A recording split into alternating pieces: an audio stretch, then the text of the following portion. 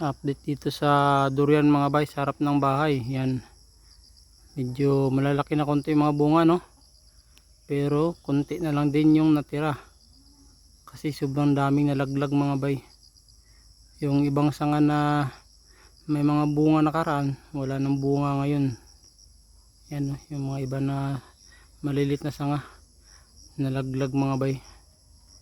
Sobrang kapal ng bulaklak na ito nakaraan, pero ito na lang yung natira. Pero okay lang yan mga bay, no, at least meron kahit kukunti. Salamat pa rin tayo mga bay. Dito sa D101 mga bay, halos nagsilaglagan, no. Yan, isang piraso na lang natira dyan.